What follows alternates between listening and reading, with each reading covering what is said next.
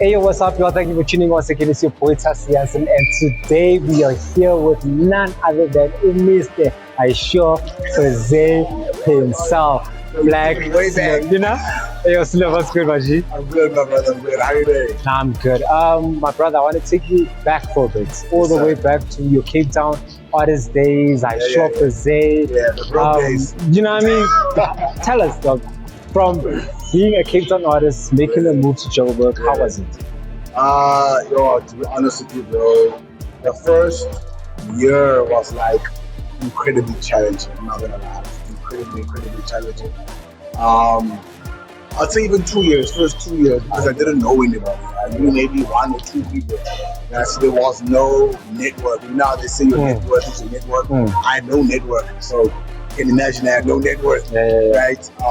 It took some time to get to know people, understand the lay of the land. One of the biggest challenges for me, I would say, definitely was language barrier. You know what I mean? Like, the capacity is in English here. There's so many other languages. So even it's easier to get to know someone when you guys speak the same language. That already on its own was like, hey, now I need to learn different languages. You know what I mean? So there was like weird challenges that I'd never even thought about before.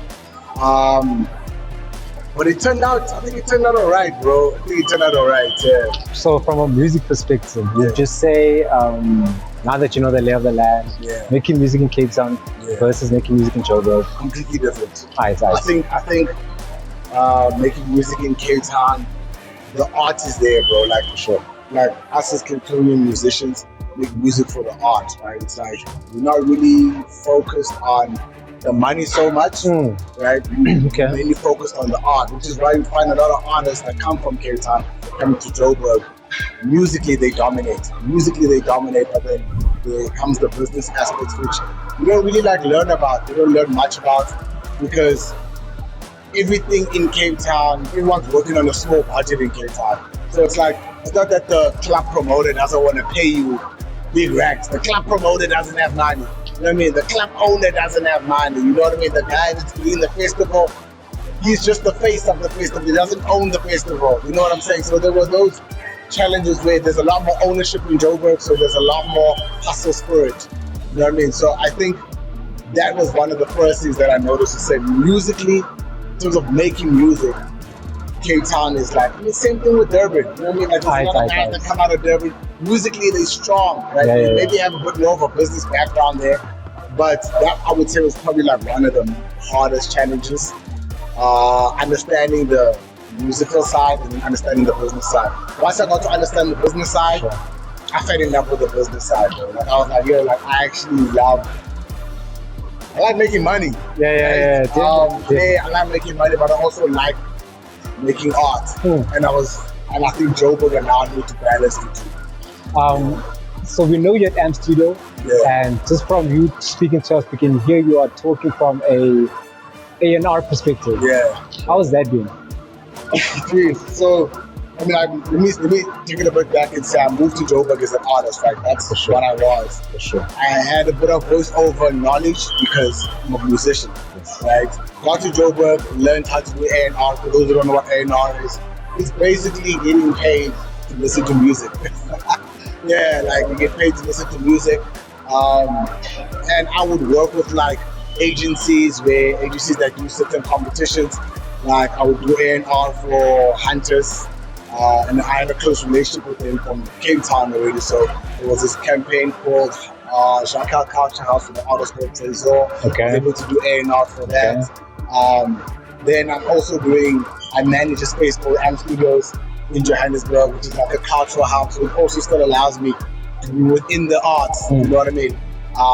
So there's the A&R side, which is the music listening side. There's still the music writing side. There's the operations and content management side. Then there's also Black Earth, which is like my most recent baby that I started, which is the cafe, right? So that's the entrepreneurial side. So those are now the 3 brackets. Then there's Jimmy. You just literally led me into what I was going to ask you. Your latest venture, Black Earth. What inspired it?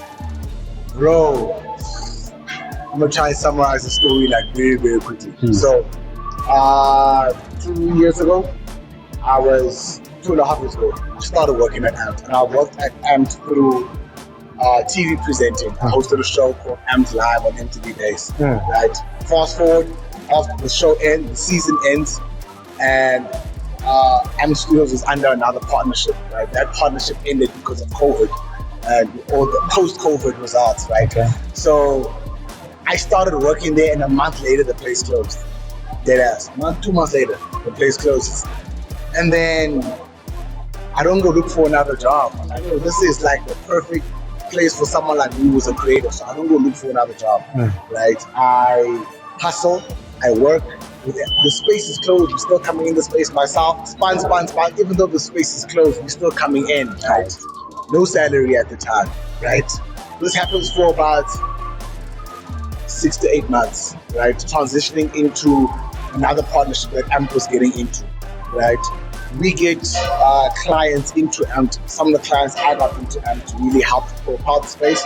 Like guys like Paywall, who's shooting now. Yes. Guys like DJ School.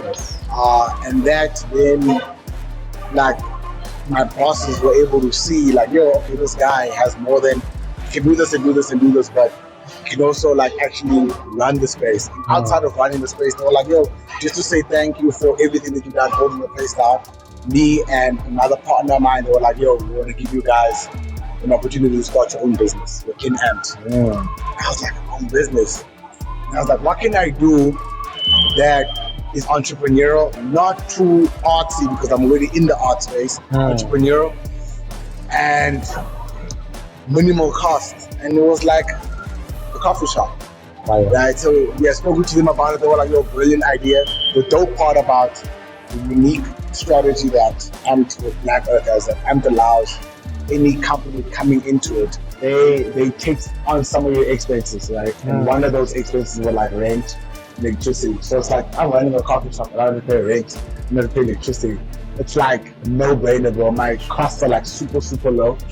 And then I started running that. I'm not gonna lie, but like, yo, when I was a kid, I used to like love coffee. No, bro, I drank Milo. You know what I'm saying? So I wasn't even like much of like a coffee person, but I was like, yo, this seems like an open lane. You know what I mean? It's an open lane, and it's a Kickstarter off the morning. It's a motivational thing, and I was like, let me try it out. And I've been doing it for about just under, it's about a year now, and it's like going extremely well. Nah, shout out to you. Yeah. We can tell that you're very multifaceted. Very entrepreneurial, very go-getter, which is what we're all about. Yes, sir. But in 3 words, describe BlaqSlim for us. 3 words. 3 words.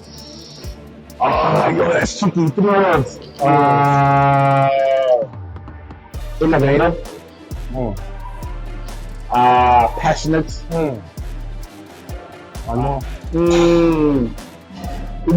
Humble, my real name. Got it, guys. Yeah. You heard it here first. BlaqSlim, got fit to Slim. Shout out for pulling up my Thank you, G. my dog. I'm listening to the session. You know what I mean? Don't get too much of me though, bro. I told you.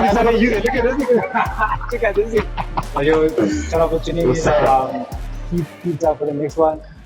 Let's get it.